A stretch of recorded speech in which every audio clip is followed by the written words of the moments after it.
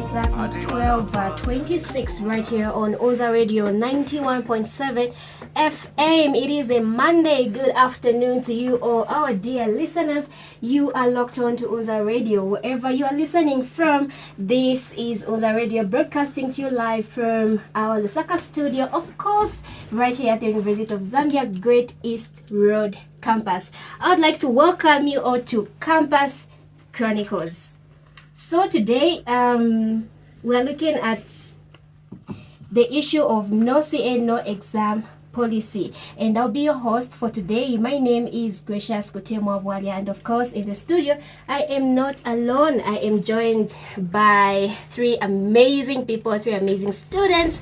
And the first one is Taonga Shanzi, a young lady in her first year studying economics. And we also have Chabu Chabu, a third-year economics student, founder of the All-in-One Youth Initiative, and an entrepreneur. And also I have Gabriel Mwape, also known as Zaza, a third-year economics student and a CEO of a community called the Zaza Connection, which he shares revision material with students under the School of Humanities and imparts knowledge on financial skills. Welcome to Campus Chronicles, guys. Hello. Thank you very much. Thank you very much. Good afternoon. I hope you're all doing good. Yes, we are. Okay, so we are looking at the issue of no CA, no exam policy. This is a hot issue, I think. Yeah. So I'll start with before we go direct into what we have today, we have the perspectives of students. So we went around campus and of course got one or two perspectives from our fellow students. All right. So the first one, Penlop gave a perspective saying, I think everyone deserves to write the exams with or without a CA. And then we also have Owen, who shared his perspective, stating that they should revise the 50% to clear this issue, because that means to have a good GPA, we must get around 80% in most of the courses. And you and I both know that that's rare here. Okay, so that was coming from Owen. And we also had Sanga Jeremiah, a first year student studying BBA, who gave his perspective saying, I am opposing because as well all we can see is we started learning late, and it was in the third week. No stable timetable, Wi-Fi lately isn't stable, and not everyone can manage to buy data. I will say more next time, otherwise there's a lot to say. We also had another one who decided to be anonymous. So the person gave the perspective of saying, I'm neither in support nor against a 50% to clear is fair in my opinion, and no CA, no exam is just logical, because imagine entering the exam with a 15% CA and you'd have to get 35 and above to do well, and that's difficult on its own. Even if you get it, you'll be clearing with a C. It's not bad, but one can do better. And the other one said, I'm happy to share my thoughts on the no CA, no exam policy. Honestly, I think the 50% threshold is a bit too high. I believe reducing it to 40% would be more reasonable and less stressful for us students. The current policy can be overwhelming, and the recent disruptions have only added the pressure. I think by lowering the percentage, students can focus on learning without the constant fear of not meeting the CA requirements. What do you think? I would love to hear your thoughts on this show. So this was coming from Blessing Isikaona, Local Government Administration, first year. And we also had Lines Mwemba, first year BBA. She also gave her perspective saying, Thank you very much for wanting to hear my view on the matter. It's not everyone with a bad CA who can't clear an exam. There are some people who might have a bad CA but still make it for an exam. Therefore, I am against this policy of no CA, no exam. And lastly, we had Elizabeth Kaolo, first year Human Resource Management. She said, I think it's just okay because it will help us put in more effort in our academics. All right, so these were the perspectives that were coming from students. So others were agreeing, others were like, yeah, it's just okay. So the topic of discussion, like I earlier said, we're looking at the issue of no CA, no exam policy. So I'll start with you, Mr. Peter Chabu. What do you think is management's motivation to enforce such a policy? Why do they want it so much? What do you think is their line of thought? All right, thank you very much for that question. I love this topic because it encompasses on how the performance of the students and the university is supposed to be. So we have to note that UNZA is the largest institution in Zambia and the first best institution in Zambia. Not only that, UNZA is the 60th best university according to the reports we received last year in Africa, out of 54 countries in Africa with universities. And to add on, UNZA is the 500th best university in the world out of 1,700 universities we have. Now, if you look at the management perspective about the no CA, no exam, they are trying to push UNZA at that higher scale, which is maybe moving from 6 in Africa to maybe first in Africa, which is okay. Everyone wants to do better. We appreciate, but not at the expense of others. The question we should ask management is, have you done what is supposed to be done in terms of the environment, in terms of the learning conditions for the students? If yes, then that perspective of thought can be there. I will tell you this, Madam Gracious, that in the library, the lib is used for research. That is the work of the lib if we search on Google. But the library here is used for studying. You can't go there and find a book that is going to update you about what you are learning. All the books which are in the lib are old books, yet they want to bring no CA, no exam. Secondly, go to lecture theaters. Management wants to put UNZA at that higher position, maybe at first in Africa. Go to lecture theaters. How many? Go to Siwela Hall. Siwela Hall, students learn while standing. And yet we are saying we put no CA, no exam. Some students, they even sit back. A classroom or a lecture theater is supposed to have 200 students. It is having a capacity of about 400 students. So management is looking at their benefits without also considering what is going to happen on the other hand of the students. I believe that learning is about development and teaching. It's not about punishment. If you say no CA, no exam, one, it is going to punish students. Some students are going to have what we call anxiety. And at the end of the day, they are going to be doing things in pressure. So management didn't consider all that. Then what they want is to put UNZA kuchalo. And they are not considering what will happen to other students. So to me, it's not wrong to put UNZA kuchalo, but before we put UNZA to the world, we must also consider that the environment is conducive, lecture theaters are okay, the lib is updated, we have new books and Wi-Fi. Network here. Have you checked your payment history before? I was checking when I was told to say I have to come here. I checked my payment history and only to find that I pay 140 for connectivity, which is Wi-Fi. But Wi-Fi is only available at basement and the lib, and it strips. Where I stay, there is no Wi-Fi. Yet we are saying no CA, no exam. We want to put UNZA to the world with poor sanitation and environment. We can do better. Okay, great. Taonga, what is your comment on this? What effect will it have on the school and the students' state of mind? You being a student, of course. Thank you very much for that question. I feel this, since it's management that's putting in this policy, for them it would work in hand with them because they're pushing the school. It's like they want to try and move it from like the 60th position maybe to like 5th, 4th, like that. So it would be good for them as management. But for the students, it is stressing us out because there are certain students whereby when you are stressed, you can't do anything but stress. Instead of studying, you concentrate on the stress itself. And then when you come to our classes, let me say LT1 classes, and then we are having, let's say, mathematics, which is very important for an economics student. You find that there are students that are sitting on the floor, there are some that are standing, others are outside, and then you don't expect those that are outside, standing and on the floor to learn what they're supposed to learn. So instead of them now studying, they'll start teaching themselves, and then you don't expect someone who is teaching themselves to get all those marks that they're expecting from us. So I just feel like it's going to stress out the students, and then it won't work out. Okay. Gabriel, what do you think are the expected benefits and challenges if this policy stands? First of all, I would like to start with the benefits.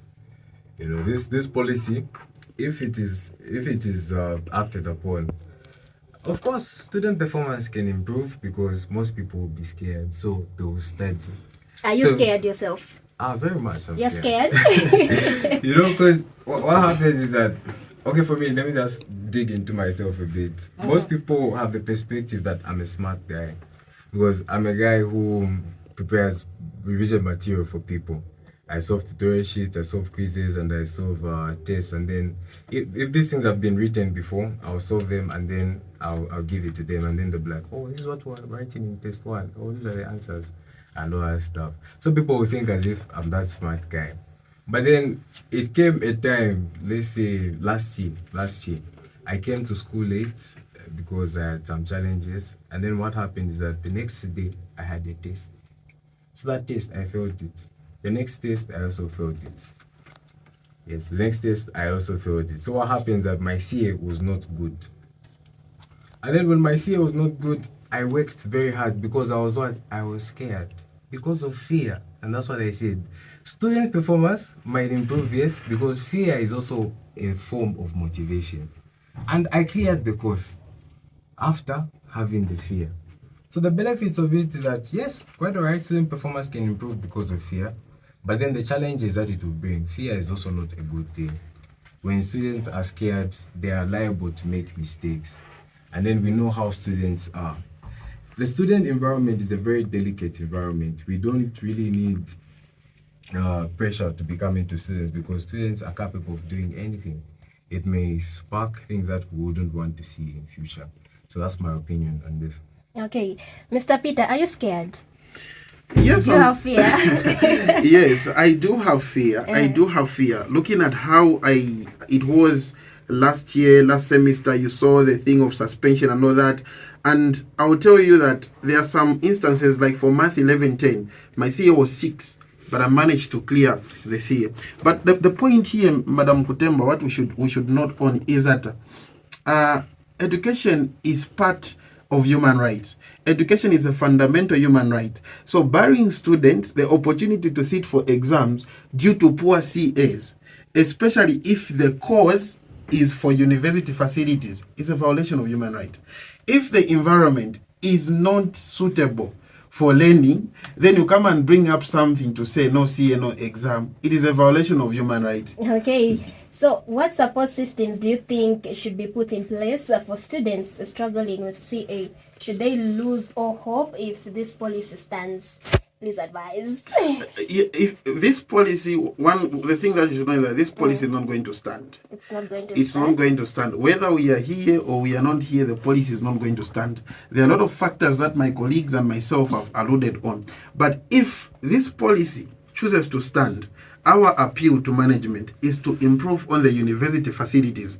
Number one, let them improve on the lecture theatres. I saw Chisanga commented on the late opening and some disturbances with the timetable and classes. We have wasted 5 weeks of learning at UNZA because lecturers were on strike. Are we going to be compensated that 5 weeks? Huh? The fact is, no, they have lost it. And they want now to come and put pressure on us. You will see next month, each lecturer will be coming with to say, tomorrow you'll be writing a test, tomorrow you'll be writing a test. Education, madam, is not a punishment. It is a process that develops somebody. So university should consider to put everything in place. Let it start maybe next year, whereby we'll see the lecture theatres being maintained, we'll see the library being filled with the new updated books. Currently, madam, we have the issue of load shedding. Instead of us coming up with innovative ideas as the only university in Zambia, we are focusing on no CNO exam. Is no CNO exam going to solve current issues we are passing through? No, it is not. Whether my CA is 45, Zambia is going to continue having load shedding.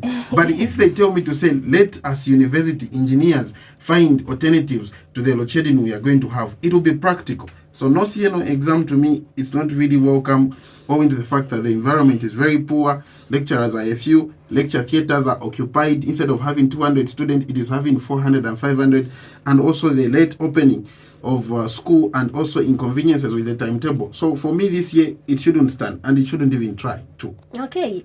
Taonga, if you could change one thing about the CA system, what would it be? I just feel the CA, the 50% of the CA, the policy that has been brought about, I feel it should be removed, because not every student fails at their own cost. You see, like during the year, the course of the year, some things are not predicted. You find that you lose your parents, or maybe something goes on, you're mentally disturbed. And then like that, you find that you fail your CA, but that doesn't determine to say you're going to fail your exam. So I feel it should be removed. And then when we look at other students that are staying outside campus, it's only on campus that we have electricity full time. And then others there, just last week, they announced that load shedding is going to increase to 17 hours. You don't expect a student to study as much as that person who is on campus in the minimum time that they have electricity. So it's going to disturb them in the fact that they are being stressed out from where they're coming from to say there's no electricity. Others are just mentally disturbed, like with the course of the things that go on during the year. And then when you come to school, after no power where you're coming from, you don't even have where to sit. You are standing outside and you can't learn properly. So I just feel like the no CA thing should be removed, because when you look at Math 1110, the CA is only 30 and the exam is 70.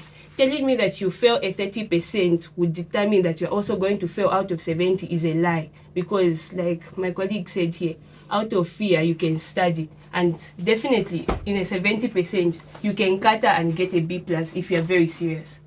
Yeah. Okay. Gabriel, do you think this policy should apply to all programs? Or should there be exceptions? If so, on what basis should these exceptions be made? First of all, my opinion is that the policy shouldn't even stand. But if the policy should stand, there should be improvement. And then the way it is, as a university, if they have to have a system, it should cut across all programs and all courses. That's if the policy should stand. But I feel like, as my colleague Peter said, there are so many inconsistencies in management's duties. So if management can work on those things, then I feel like the environment would be good for this system to be upheld, for this policy to be upheld. But right now, as things stand, I feel like no CA, no exam shouldn't stand. Okay, Mr. Peter, I have a question for you. You're not agreeing to this policy of no CA, no exams. Now, let's assume management just says no CA, no exam. Okay. Let's put it that way. Mashet say no, this is not going to happen. No CA, no exams. What can we do? Okay, so we have a union that represents students, and for management to come up with a stance to say we have said no, it means they have sat with the union, which is UNZA, and they have also come into conclusion with them. So I strongly believe people will be in UNZA. Last week you hosted UNZA, and he refused this academic year to say no CA, no exam shouldn't stand, because he saw the implications, such as late graduation, people will be losing their sponsorship and all that. Secondly, if the management was to say no CA, no exam, it means they have come into consensus and mutual agreement with the union. But I strongly believe, Gracious, that any person who is a student representing the student in the union will never agree to this statement. So if management says no CA, no exam, they are on their own. They are not with any student, and they are not with the union. I'll give an example. Last semester they said a student should pay 100%, those on self-sponsorship, for them to sit for exams. It was actually 50%. It was 50%, yes. Right? And the union came in They represent the student, not until they reduce to 25%. So the union will continue advocating. The people will be there by then. If it is UNZA or other people, they are going to represent the students. Because, gracious, the no CNO exam, people are being sponsored by the government, others by well-wishers. And then, before even entering the exam room, they eliminate you outside. What will your sponsors say? Your sponsors will say you are not serious, you are taking school for granted. Rate graduation. Already we are suffering with a lot of things. People will be graduating late because they failed math 1110 to clear the CA. The exam was simple, they could have cleared, but all those things are going to delay them. So management, they say that Tasheta is a no exam, they are on their own. And as students, and those students will be representing students such as the union UNZA, they are going to stand for the students. Things are bad on campus to bring that policy. Things are bad in the nation in terms of load shedding. My friend alluded that we have students who are by the boarding house. On the 1st of September, load shedding will increase to 17 hours. And we are saying no CA, no exam. Do we want to punish students or we want to teach them skills? Let's be fair, guys. Maybe they want us to be intelligent. You know, this is what it is. This is what it is, madam. Being intelligent is different from being practical. We can be intelligent, 10 of us, but we are not practical in bringing innovative ideas. This is why I say this without fear of contradiction. Every time we wake up as Africans, we go back 5 times. Today we are facing load shedding, and someone comes to say no CA, no exam. Let's turn my materials. Let's find alternative. We call ourselves the only university in Zambia. But what are we doing to address certain situations that are affecting the nation? Nothing. So me, when I get 40% in the CA, you tell me that I'm smart. Yet the country is suffering. Wow. Okay, so I like this conversation. I wish we can continue, but right about now we're going to an amazing challenge, which is called the trivia challenge. Okay, are you ready? I hope you're all ready. Okay, so I'll start with you, Peter. Okay, this is a riddle for you. Okay, I'm not good at that. but you're going to try. Yes. Okay, so a girl has as many brothers as sisters, but each brother has only half as many brothers as sisters. How many brothers and sisters are there in the family? Okay, just one more. Read it one more. Okay, a girl has as many brothers as sisters, but each brother has only half as many brothers as sisters. How many brothers and sisters are there in the family? Challenge us. Gracious.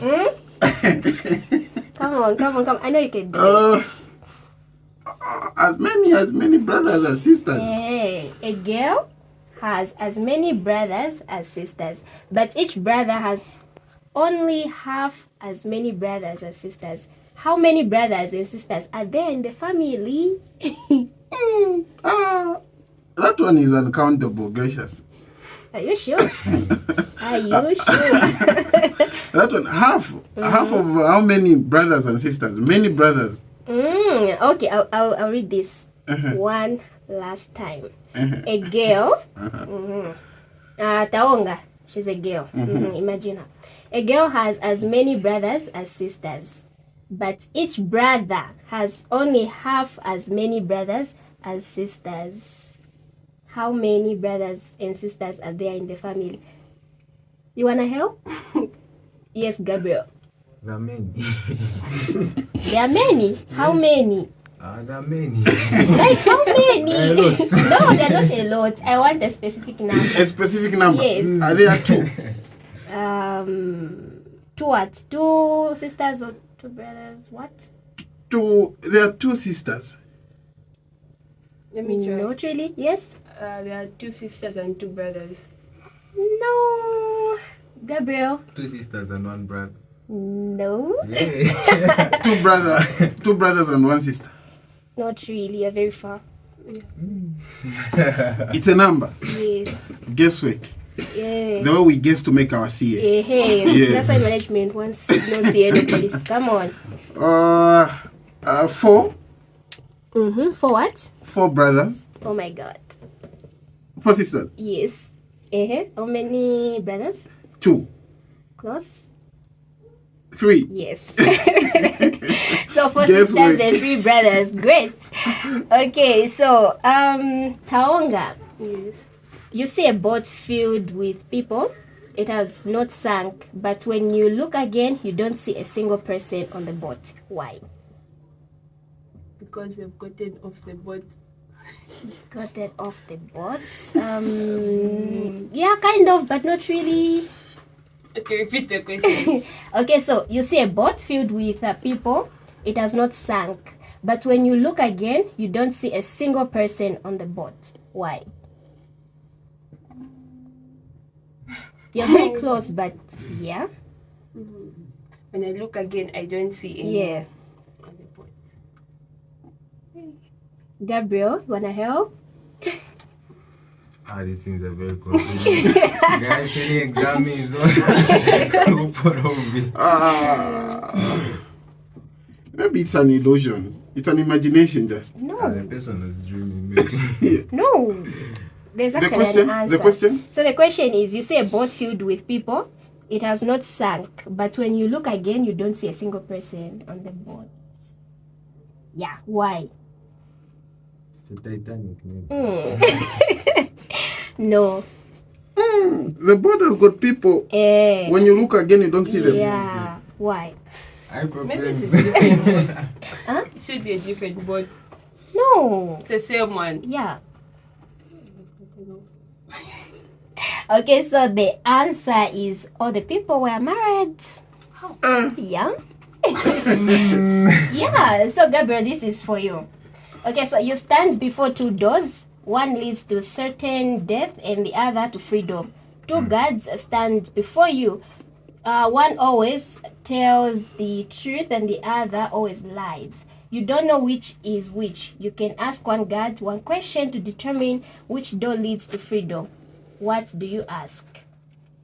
So there are 2 doors, and Yeah. then do I know that the guard of truth is on this side, or and the guard for lies is on the other side?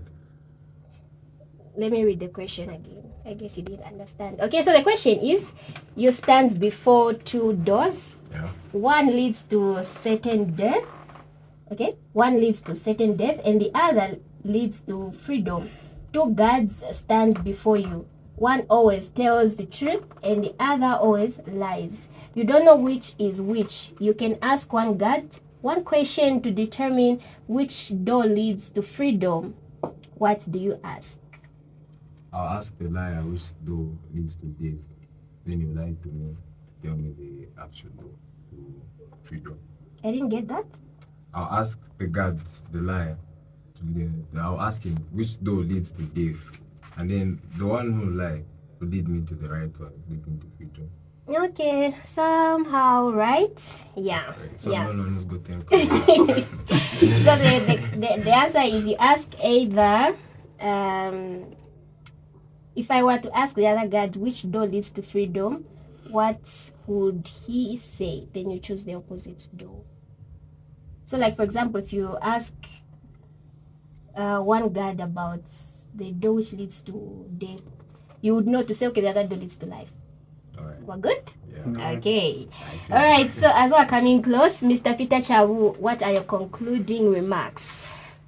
Okay, thank you very much for inviting me. Campus Chronicles is doing a very good job. And for students out there who are still worried about this no issue, trust me, there will be nothing like that because you are represented by UNZA, which is headed by UNZA V, and the upcoming UNZA people will be coming in. So for this policy, it is not going to be there owing to the fact that there are a lot of things that the university need to fix. So just study, give it your best, and give it everything. You are here for school, remember. Even if there's no no exam or it is there, you have to give it your best. Okay, so before I let you go, there is an upcoming event on Sunday.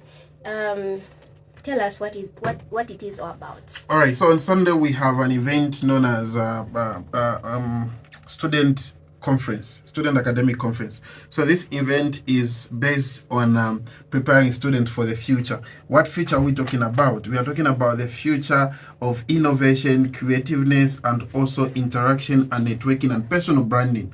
So we have amazing speakers such as Remy Kangwa, we have Isaac Pomboloka, we have Coach Franklin, the current UNZA gender minister, Ray Lapiri, and also Mr. Mshota, and the young lady who is Selena Mwale. So this conference is basically for young people to prepare them for the future. We have seen that most of us, we just want to graduate with a degree in economics, go to the Bank of Zambia, ZRA, and look for employment.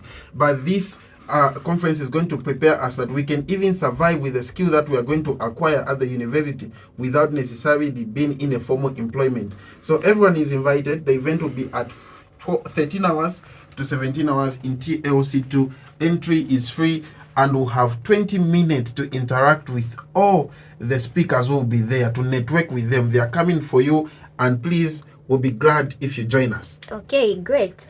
Taonga, what are your concluding remarks? I would just like to encourage every student out there to just work hard on their CA. We can still do this, and UNZA can still do this for us. He's still there with his people, still pushing it out for us. So even if it still has a possibility of working out, every student came here for school, and we know we can do this. We can always pass. We just don't want it to pass like the policy, but we can work hard and try our best. Yeah. Awesome. Gabriel. Alright, so for me, basically this no CA, no exam is just like a 100-meter race, and then when you reach 50 meters,